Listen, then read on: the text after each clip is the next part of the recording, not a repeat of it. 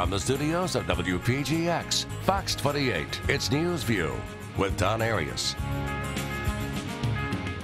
Welcome to News View. Tonight we have Colonel Thomas Cucchi from the 601st Air Operations Center at Tyndall Air Force Base. Colonel Cucchi, thanks so much for joining us here tonight. You bet. I'm glad to be here. You are the new commander of the 601st Air Operations Center, or Air Operations Group. Yes. What is an Air Operations Group? What do they do? I mean, I'm a prior military guy. I got a sense of what goes on out there, but a lot of our viewers may not. Right. Well, the 601st Air and Space Operations Center is essentially the senior node of command and control for the Air Force. So we're comprised of about 400 plus folks that work in the Air and Space Operations Center.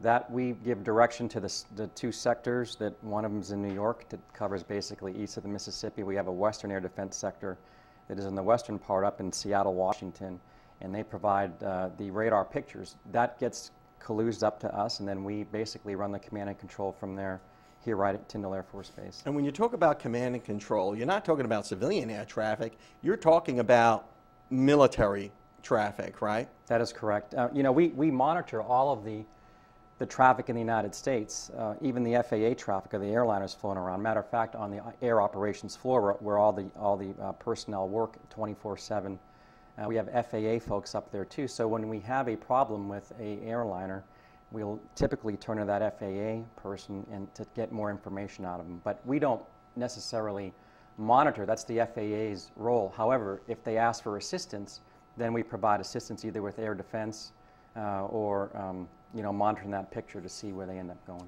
I think that's important to note, that what a lot of people here in Bay County and in our viewership are not aware of is that the air defenses and the air sovereignty operations for the entire continental United States is coordinated from little old Bay County, right here at Tyndall Air Force Base.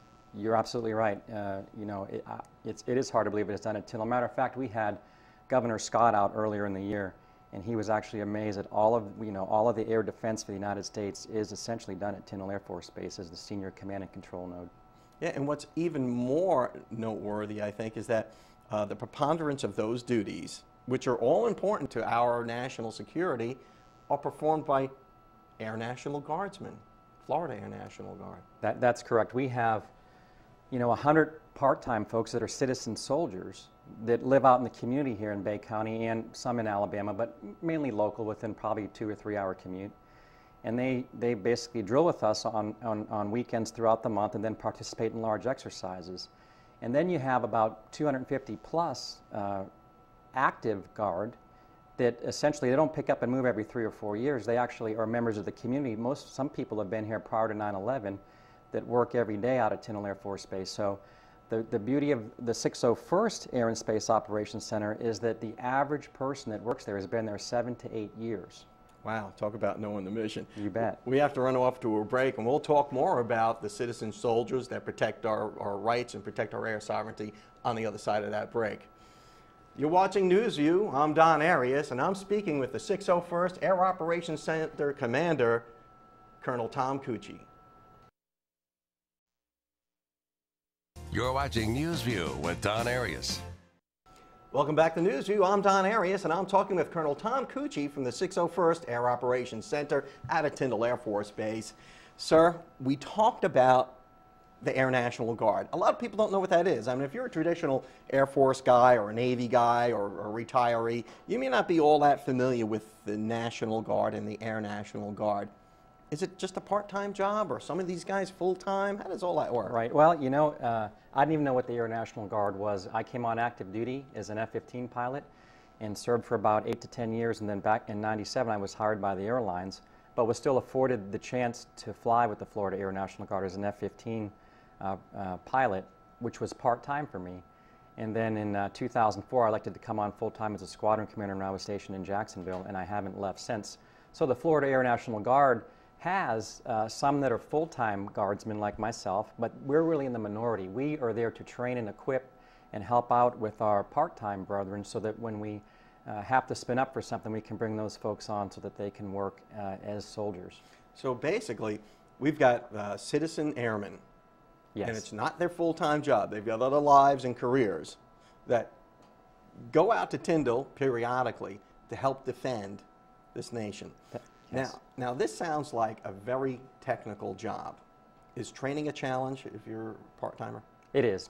Training is a challenge. We have 2 big exercises throughout the year, and we require our part-timers to come out for one of those major exercises. Now, what's different about Tyndall at the 601st Air and Space Operations Center is that we are mainly full-time active guard. So generally a guard unit is 30% full-time and 70% part-time. We're totally the opposite. We're 70% full-time and 30% part-time because we do a 24/7, 365-day-a-year mission. So those folks on the ops floor are highly trained, and they provide that defense day in and day out. On drill weekends or during major exercises, our citizen soldiers show up, and we give them the training to augment us during times of disaster or heightened alert. So those skill sets are highly developed and in place in those full-time guardsmen. That's 70% of guardsmen that are on that Air Operations Center floor 24/7, augmented by that 30% of part-times who would come in and out. That's correct. Now, we talked about air sovereignty and 9/11, and I know just from personal experience, being a member of 1st Air Force back in the day, it was primarily air sovereignty and air defense.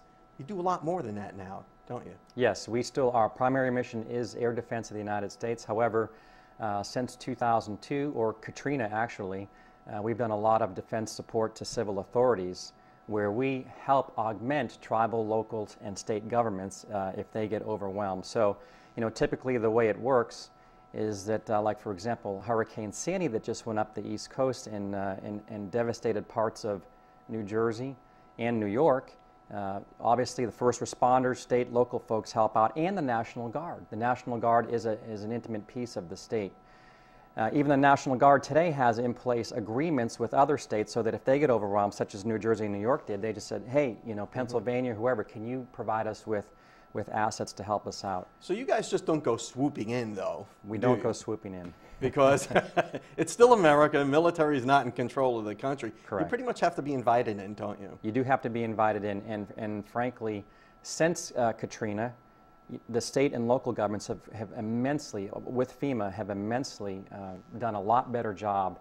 So a lot of the time, the federal response from the military side isn't as great as it was in the past. Now, in this case, it was. For example, during Sandy, they needed help bringing electrical trucks and equipment and personnel, generators and pumps from the West Coast. So we helped as the DOD provide the transport to get all those people in a place. But as far as search and rescue, taking pictures of the devastated area where DOD would typically help out, the local authorities had a pretty good handle on that. So I just know from my 9/11 experience that the Office of Emergency Management of New York City never gave up control of Ground Zero, and they asked for little bits and pieces of help from FEMA and the military and the National Guard, etc. So it's kind of a similar situation with Sandy. They said, hey, military, help fly in some stuff from us, and you're the guy that rallies those forces, aren't you? That's correct. What we do is we basically have a lot of different pieces of the defense support to civil authorities. We would do a lot of search and rescue where we would provide federal assets to look for, people that are on roofs or when out you say in assets, you mean airplanes, people? Yes, usually helicopters with Title 10 or federal forces on those helicopters to help out. What we also do is we help the FAA build airspace if it, because usually in a disaster area you have a lot of different airspace. It's high demand, so you have a lot of rescue, local television folks that might want to take pictures. But anyway, we help the FAA develop a plan so that we have orderly flow of traffic in a high volume area. We also provide pictures using Civil Air Patrol, whether we want to take a picture of a bridge or provide full motion video down to the state emergency operations center so they can utilize that information to bring in the appropriate forces. So you just bring military assets to bear for civilian leadership to use. Yes, yes, and the way it should work is that the local authorities, state and federal, they're the first guys, and we're actually the last guys in to help with that if they need us. If they don't need us, we won't show up. And we should also be the first ones to leave. So once the devastation starts to come down and it's controllable by local and state and guard forces within that state, then we'll leave. But once civilian authorities are totally overwhelmed, then I guess you could come in and run the whole show if you had to, couldn't you? Well, we don't necessarily, it's actually FEMA is the lead agency. We are just a small piece of the FEMA portion of that as far as a DoD response. We don't really come in and take charge. We augment as one piece of federal assistance to FEMA or to the state and then provide it through those channels. Let's talk about some of the assets that you guys bring to the fight on the other side of this break. You're watching NewsView. I'm talking with Colonel Tom Cucchi from the 601st Air Operations Center. You're watching NewsView with Don Arias. Welcome back to NewsView. I'm speaking with Colonel Tom Cucchi from Tyndall Air Force Base's 601st Air Operations Center. Disaster preparedness, disaster response, the way you've explained it to me was that it is really the responsibility of local civilian governments to respond to a disaster. And when the local civilians can't handle it, they'll go to their state. And when the state can't handle it, or they need extra help, they'll go to the federal government or even to a neighboring state. Yes. And say, hey, give us a hand with whatever you've got. You, or at least the military, are kind of the last stop.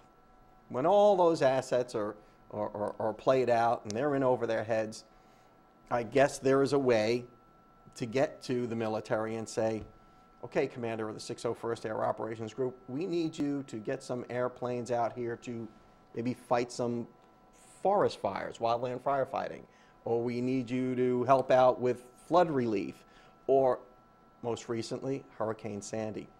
Were you very involved with Hurricane Sandy this time around? Yes, we were involved from day one. We knew it was going to be a bad storm because basically you had 2 or 3 storms coming together, and it was going to happen right over where it did, basically New Jersey and New York, and during a full moon with lots of flooding. So, what we typically do is we don't wait till it hits.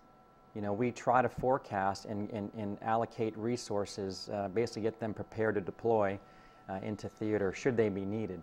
So during Sandy, the local state authorities did a great job, as far as what we would provide, search and rescue. The National Guard was there to help out.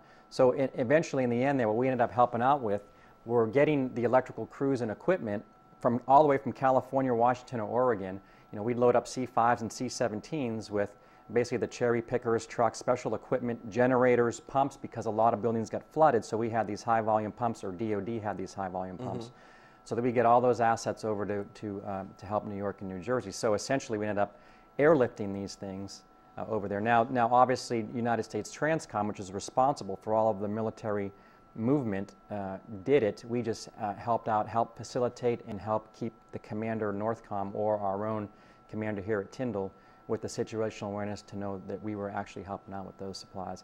And frankly, you said if the government becomes overwhelmed, we help. We actually help out if there's a special need. So even though local or state authorities may not be overwhelmed, we provide a piece of equipment or an effect that they're looking for that only DoD has. For example, medium-lift helicopters to move heavy equipment. If a hurricane were to hit the Keys, local and state authorities may not have these big equipment helicopters that we need. DoD does, so we could actually help them out with those, even though local authorities per se were not overwhelmed. So you act as a gap filler as well. We do.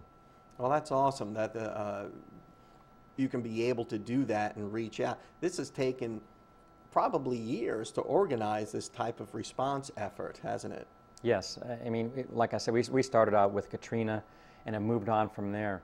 And even though DoD has learned a lot in providing the federal response, the local, state, and authorities have also been tremendous since Katrina in being able to respond to natural disasters. So, we've got floods, we've got wildlands firefighting going on, whatever natural disaster that the military may need to bring help to, you're ready to prepare for all this. You anticipate those requirements, you pre-position the things where you think they need to go. Right. But while all this is going on, you're still protecting the sovereign airspace of the United States, aren't you? We most certainly are. That is our #1 job, period. And even though 9/11 happened 10, 11 years ago, it is still fresh in our minds when we go to work every day. We're reminded of it with the pictures we have on the wall, and we don't let our guard down just because that happens to be 10 or 11 years. And so our airmen are on the floor all the time watching with vigilance and ready to respond should they need to. And it's not just hijacked airplanes. I mean, I remember there was a time where they were worried about rogue nations. We were worried about sea-launched cruise missiles. We were worried about a lot of little things that your normal person really doesn't really give any second thought to. Right. What's the big worry nowadays? Right. So far as air sovereignty is concerned? I mean, every time we turn on the news, you'll see, some guy has a tantrum on an airplane, right, and fighters are scrambled to escort that airplane. And most recently, I think there was some guy who was, right, jumping around and praying and making all kinds of exclamations. Right. You scrambled fighters to we do. escort. We do, and a lot of the time, hindsight's 20/20. We can go, well, it was a passenger that was unruly. We may not know that at the time. All we know is that an aircraft or an airliner may be in distress, and bits and pieces of information are coming to us. Well, we can't wait till we put the whole puzzle together and go, that one really wasn't a threat. We have to be ready in case it is a threat, and so we provide a response when we think it's deemed fit, or if the FAA, they could actually ask for help also. So, like I said, hindsight's 20/20, but typically we want to be on the leading edge of that. Defense support for civil authorities, the air sovereignty of the United States. You've got these air assets. I have to ask this question. Were you around for Balloon Boy? Do you remember Balloon Boy? Yes. Was the AOC involved in any of that? I mean, Yes. it's a silly question, I know. Right. But I think people need to know. Were you watching that? Were you monitoring that? You bet. I wasn't there at the time, but we do watch stuff like that. Or just like when a Cessna goes into the Iris building in Austin, Texas, we respond to that again because initially we don't know what's on there. Now Balloon Boy, we probably did know, but we would still. Do they need help? We all, as interagencies, it's not just us, but it's the FAA, Customs Border Protection, Secret Service. We're providing support to the President of the United States. These are all things we provide response to.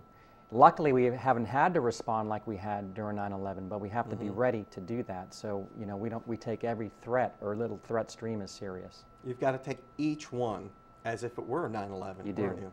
You do. And that's a shame. I think it's a sign of the times now that we've. And this has got to be an expensive effort too. I mean, a lot of tax dollars go into this, but from what I understand, is that you've got to do some sort of information triage, don't you? Yes. When you get all this information in, you've got to figure out where the forces need to go. Yes, we do. And, we have them postured throughout, and we're ready to go. And, we get more efficient at it. After 9/11, I think we flew quite a bit of sorties, I think, or missions. I think we've flown in excess of 3,600 sorties in support of Noble Eagle. But we're efficient at it. I mean, our intel streams that come in, we were able to collude that information and make a quicker response. I think you'll find that after 9/11, we probably responded to a lot of things that were probably unnecessary. Today, we're able to deal with that real time, a lot of measures in place to get real-time situational awareness. And a lot of the ones you don't hear about, we necessarily didn't scramble on. So I think we're being prudent with taxpayer money, yet providing the best defense that we can. Well, we've got to run off to a break. Let's talk more about that taxpayer money on the other side of that break. You're watching News View. I'm Don Arias, and I'm talking with Colonel Tom Cucchi. We now return to News View. Here again, Don Arias. Welcome back to News View. I'm talking with the commander of the 601st Air Operations Center, Colonel Tom Cucchi. Tom, we talked about the mission. We knocked it around.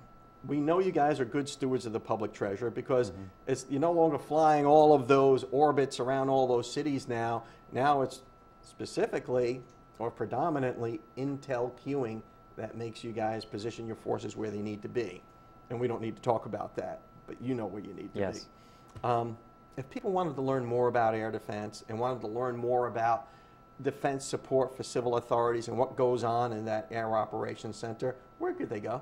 Well, we're very good on our social media. We have a AOC Facebook page, and then you can just look up on Facebook America's AOC, and we talk about all the support we give in defense for civil authorities and also for air defense. So you can go to America's AOC on Facebook, yes, or you could just Google up 601st AOC or Google up 1st Air Force. Yes. And you can find the web page there as well. Yes. what's the future of air defense? What's the future of this organization that has changed so much since 9/11? Right. Well, I think still providing air defense for the U.S. and defense support to civil authorities is one and two, and we're going to continue to do that. We're going to get better, smarter at it as time progresses on. So I don't think we're going away anytime soon. Our number one mission is still air defense. Colonel Tom Cucchi, we're going to have to let that be the last word, but I thank you, sir, for your service, and You're thanks welcome. for coming on NewsView, and good luck to you You're in welcome. your new command. Thank you. You've been watching NewsView. I'm Don Arias, and I've been talking with Colonel Tom Cucchi.